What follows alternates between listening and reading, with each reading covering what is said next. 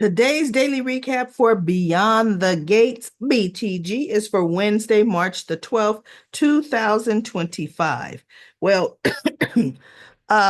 too much happened today, but Andre brings Ashley this framed kind of collage of different pictures he took of her after they got out the elevator when they delivered the baby and he gave it to her. See, this girl can't see somebody hitting on her coming like they all in her face and she don't see it.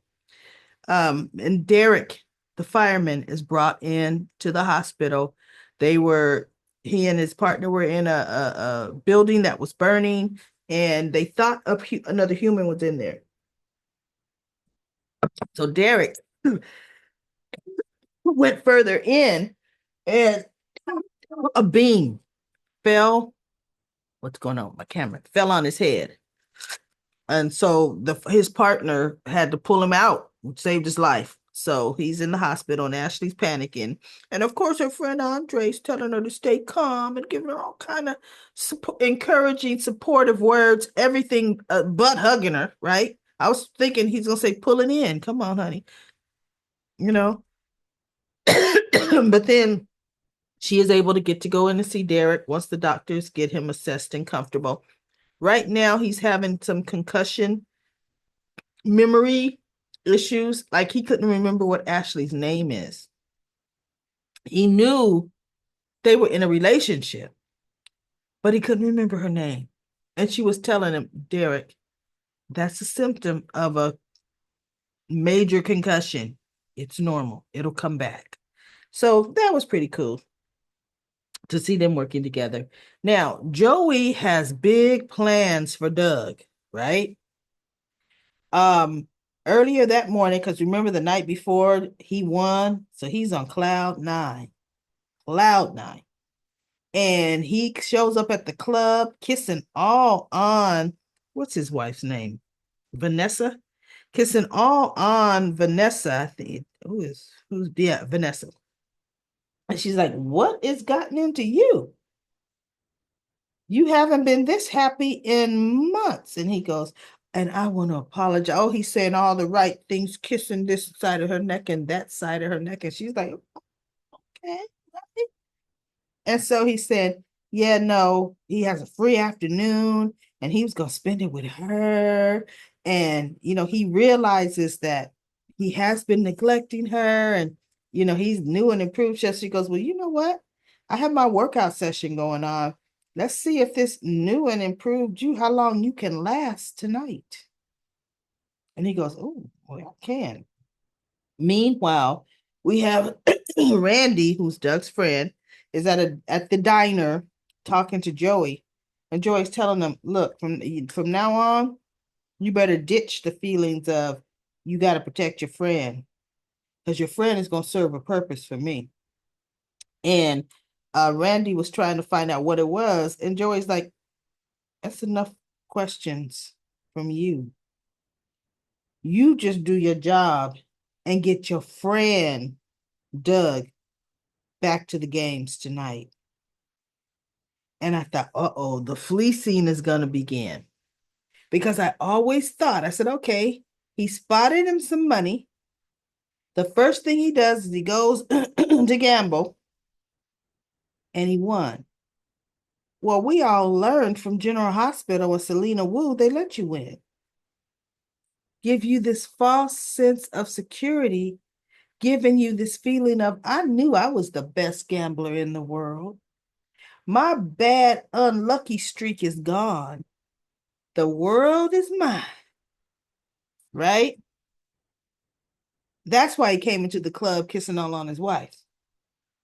So he came back that night, and his Randy said, "You know, Doug, now that I think about it, why don't you just walk away?"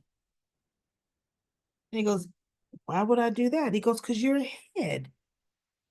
You are ahead, and your past gambling debt has been wiped clean." And he goes, "Nope, because I'm getting ready to make some money." Because see, he still owes Joey. Remember, Joey fronted him some money. playoff. He owes that, but it was a fraction of what his debt was. He could repay that back with one heart surgery, right? So he goes, nope, because I want to get a start on paying him back. So he sits down and actually Joey comes out and says, hey, you're here. And he goes, yeah. He goes, okay, so go ahead and enjoy yourself. This is a special game. We've got some real high rollers here. And I'm sure you're going to enjoy yourself. And he goes, ooh, you know what? They're probably out of my league. And so Joey says, nonsense. You did very well last night, didn't you? He goes, mm-hmm. He says, and I'm confident you're going to do well today. So he sits down and he plays. Joey goes into his office. He loses his money. Of course he was going to lose his money. So Joey comes out and he says, oh, how'd it go? He goes, it didn't go well. He said, I lost it. I lost it all. He says, I'm going to go home. And Joey says, why would you go home? He goes, because I'm out of money. And Joey said, I'll front you some more money. And he goes, really? You do that for me? And he goes, yeah, you're good for it. He goes, yeah, I am. Gives him more money. He sits down and guess what? Loses that. So then Joey comes out again. Joey gives him some more money. And he looks at it. He goes, no, you know what? I can't, I can't take this. Because this some high dollar amount chips now, right? He goes, I can't take this because this is too much. He goes, you do have faith in your skills, right? Because I believe in you. And he goes, well, yeah, but I've already lost, twice, two sets of money. And no, I should leave. He goes, look, take it, make the other money back. I believe in you. Well, okay. And he sits down. One thing Joey had told Randy when they were eating, he said, a gambler, when you put money in their hands, they don't think about nothing else but gambling. He says, almost like a drug addict. He said, so your friend, I have a use for him later. But I need him indebted to me.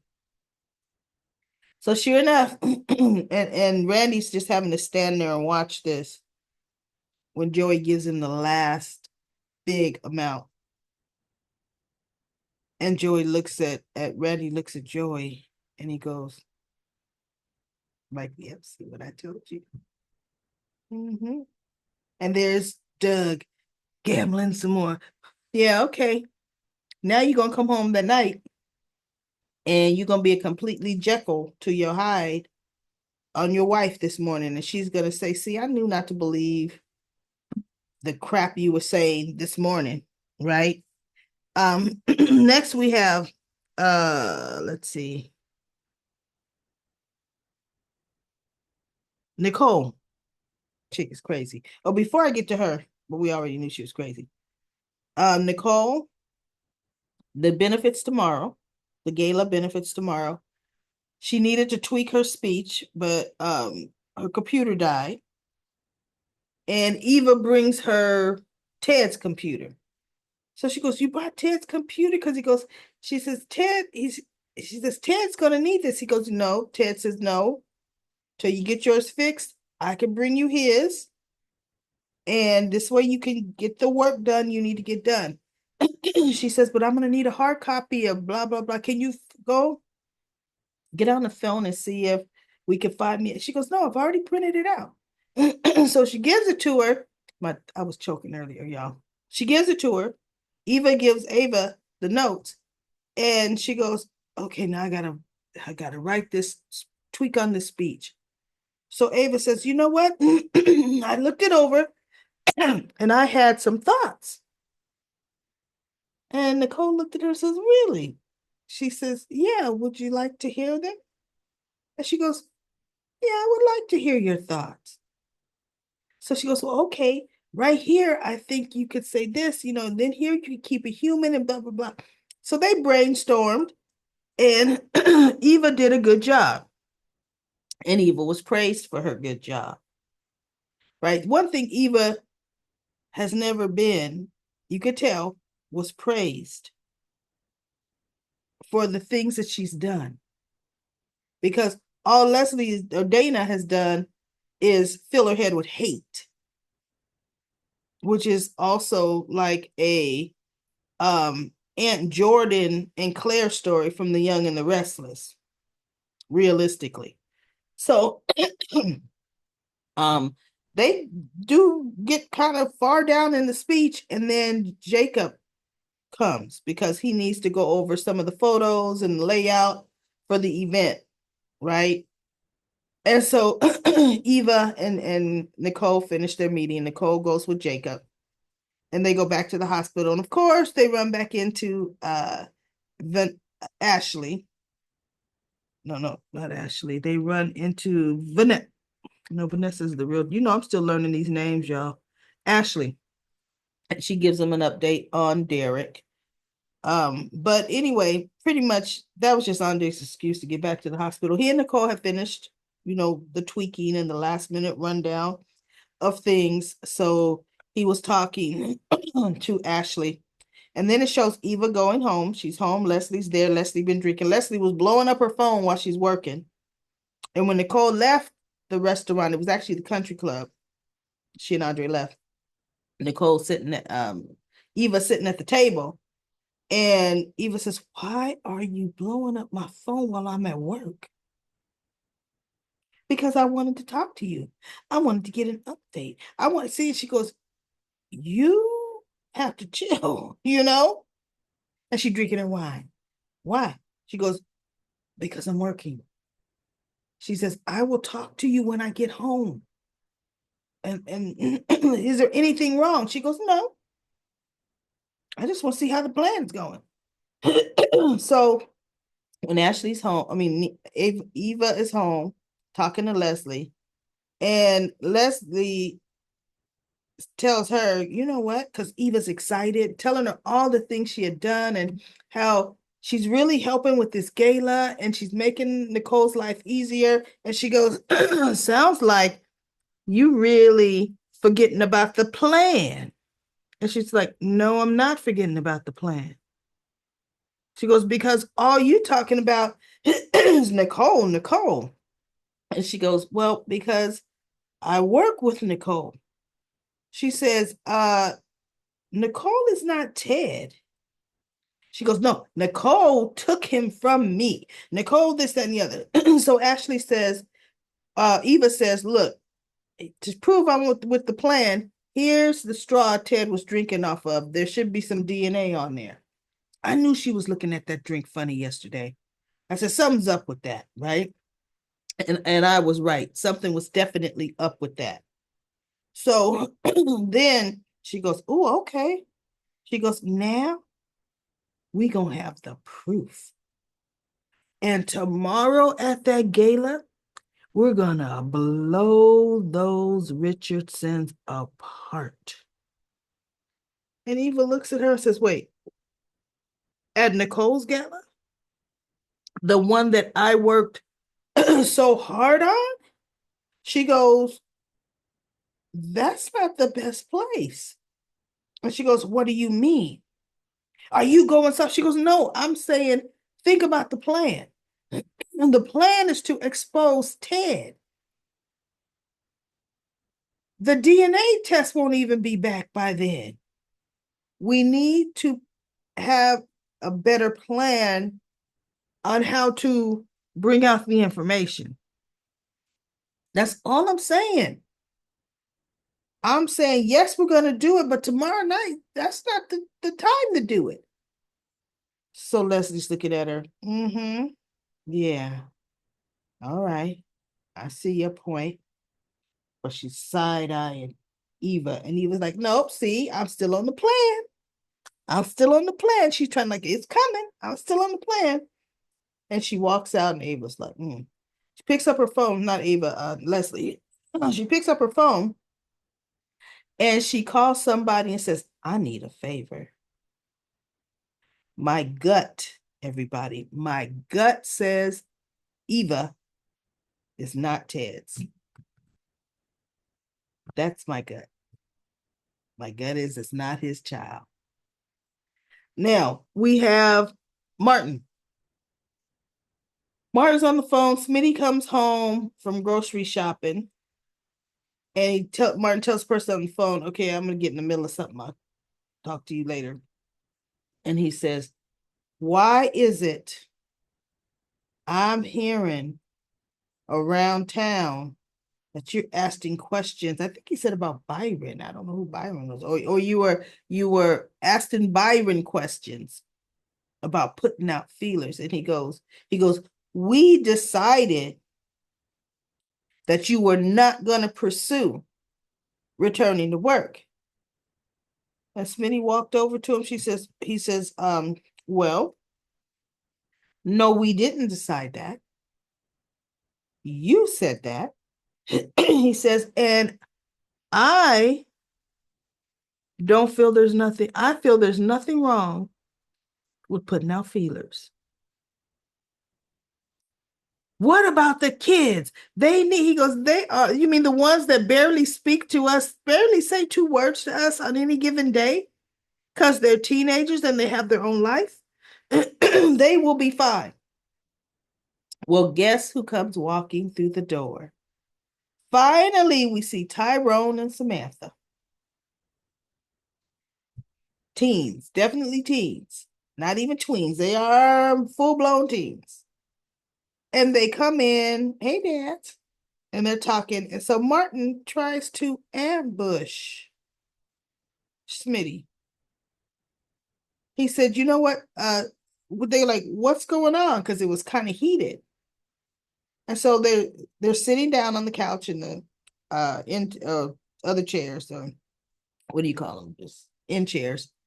And it says, no, nothing's going on. We're just talking. And Martin says, but you know what? I want to put it to you two. Your dad is talking about wanting to go back to work, which means he would be spending less time with you two. How do you feel about that? And Smitty's kind of looking like, well, you should ask that question a little on the tainted end, right? Slanted. And they said, we feel good about it. Why should he not be able to go back to work? They said we don't need him 24/7 anymore. And so he goes, yeah, but what about, you got your recitals. He's in all these parent clubs. He says, look, in the debate team, I'm already way ahead. But how would you feel if he's not at every one of your debates? He should have told him, Daddy, the same way I feel, you ain't never there. Right? And so Martin, it don't go. And so then the daughter said, back years ago when we were younger and you were working those mad hours trying to get where you are in your career, we needed Dad. And they're looking at Smitty. And we're grateful he was here. But we're older now. You have your life. We have our lives. Why shouldn't he have his life? And Martin is just looking like, I don't believe this. And he had the nerve to tell Smitty, have you been talking to them about this? Because it seems to me that you've influenced them. And I think it was the daughter said, no, he hasn't influenced us. This is the first we're hearing about him wanting to go back to work. Besides, We have opinions of our own, you know? And Smitty had his arm around. He was happy with them standing up for him. So then Martin just looks and he goes, "Well, how about we do this? One case, one assignment, and we will see how it goes after that." But I'm not making no promises. And they're like, "Well, okay, cool. One assignment." And Smitty's all happy. And my thing is, I'm not happy with that. Because Jacob, you still don't call all the shots over another adult's life. But they're really showing pretty much that's how Bill was treating, Danny, and quite a few husbands treat their wives like that. Dominant partners treat their. I mean, it's not that this type of behavior is absurd or doesn't happen. Oh, it happens all the time. But we're able to watch it on TV and say, "You need to stop." Okay, I'm gonna let you do what you ain't gonna let me do. Not what? I let me do stuff. You don't let me do stuff. Because I can't even tell you to take your black behind the bed. You look at me and say, "No, I'm staying down here. I'm just doing some emails," which is what happened. And so Smitty says, "Babe, you're trying to exhaust yourself thinking you're not going to dream." No, that's not what I'm doing. I said I'm checking emails. I'll be up later. See, let Smitty talk to him that way. So Smitty goes on upstairs. Not Jason. Martin's having another nightmare. And I mean violent one. But everybody, I get the feeling Martin was attacked. I don't know. To me, either Martin was attacked or raped. And maybe he killed his attacker. We'll find out. Because he wakes up and he's yelling loud. Smitty comes running down the stairs. "Babe, babe, what's happened?" He's like jerked up and papers went everywhere. And the kids even come down the stairs, the teens, saying, "What is going on? We heard yelling." And he says, "No, no, nothing's going on. You guys go back to bed. I forget what he said was happening." And they're like, "Oh." So they go back up and he tells Smitty, "You know what? No, you go back up too. I'm just doing I'm just doing the routine. I'm gonna double check the locks, make sure everything's locked down, make sure my family's safe, and I promise I'll come up to bed." Which is why I'm saying, especially when he said, "I'm going to do the routine." And Smitty says, "Okay, do your routine and come up to bed." Somebody must have attacked him, which is why now he's got to double check locks, probably do 2 turns of it to make sure everything. We're going to find out his backstory. Either way, it's probably going to be an accidental killing, a manslaughter versus a homicide. But we'll find out. That was interesting to me, everybody. So now let's go to comment corner. Comment corner. Now, I don't know if I mentioned this at the beginning. Yes, I did. There's a YouTube live stream. It is for General Hospital. Next month, I will do Beyond the Gates. I will start bringing a live stream once a month for that. Later, as once we get more viewers and more people that can participate, I will do that then. But right now it's General Hospital. I do that once a month. And now let's go to my trusty, dusty stopwatch. We have Denzel. Start. Denzel says, "I'm not surprised that Naomi was gonna forgive poor Jacob after arresting her mom, Danny, when Bill made the call to arrest her for murder. I was glad that Jacob told Naomi that he was never gonna side with Bill, then end up kissing and making up. and making love on the bed. But I think, or you still think that both Jacob and Naomi's marriage will still have problems and issues in the future. Just saying. A great review as always. No, they're going to have problems. I can tell because Danny ain't going to stop getting in trouble. We know that, right? We definitely know that. And then Rosa says, or Roz says, I just can't get this soap. Oh, you know what? I get it. I definitely get it, Roz. Stick with it. And then Oro says, hi, DS lady, is really daily recap lady. I really enjoy your reviews. Did you see Ryan slash Kevin play Joe E on BTG? Wonder if GH writers are gonna let Esme come back from the dead, kill off her Uncle Kevin. I don't know what they're gonna do. Like when is, but you know what? Kevin can be on this show constantly for years. I mean, Joey, they rarely show Kevin on General Hospital. So he could do both for a long time. Look, Ned on General Hospital is on Another World. So, I mean, Days of Our Lives, so come on, they do that all the time. Sewing Room says, like I said, Danny and Bill are not done with each other. No, they're not. They have stayed connected even if it's toxic. They get back together down the road, or they'll get back together. Yeah, I think they will. Claire says Danny is obsessed with Bill. It's not love. She needs some professional help. That is true. The Dupree families has a lot of issues. They all need to be on somebody's couch. Danny is my favorite character on BTG, even though she's a little cray-cray. Yeah, mine too. Just Kay says Danny and maybe Naomi need therapy. Naomi seems to have serious trust issues growing up as a Dupree. Chelsea being in a couple's relationship is similar to Bill with Danny while having his affair, except Chelsea and her couple knows, of course.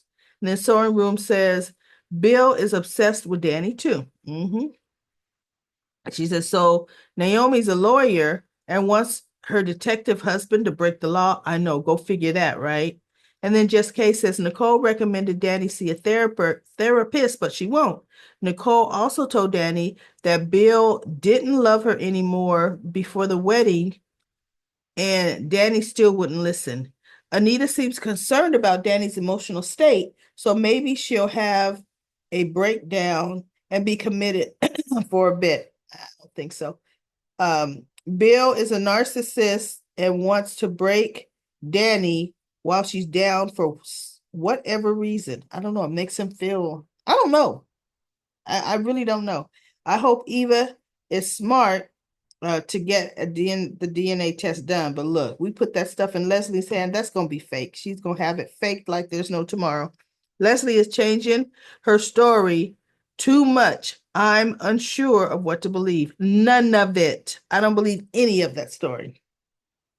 Black Purple Turquoise says, thankfully, Haley and Bill will not be lasting much longer. He's so obsessed with Danny and the Dupree still. It's totally unreal. Like this man wants to keep mess going and going for as long as he can to be tied to them forever. He's a human cockroach who won't die, just like Drew on General Hospital. The fact that he was looking her up while Haley's freshening up because they're going on their honeymoon to Italy somewhere says it all. But Danny cracked me up at the end of today's episode. She placed the phone in the gin and tonic. And when the raider came to get it, she says, no, leave it. I want to watch it go away. Or no, leave it. I think she says, I want to watch it go away. Yeah, I want to watch it disappear forever is what I think she said. Uh, you look up savage in the dictionary and the name is Danny Dupree. It will come up. right next to it, the facts. Nevertheless, I really hope she gets therapy soon and gets help for the 30 years of emotional manipulation and mistreatment by Bill overall. Yeah, that is true. All right, everybody, that's comment corner, comment corner. That's all the comments I got through. So I will be back tomorrow with another daily recap of Beyond the Gates, BTG.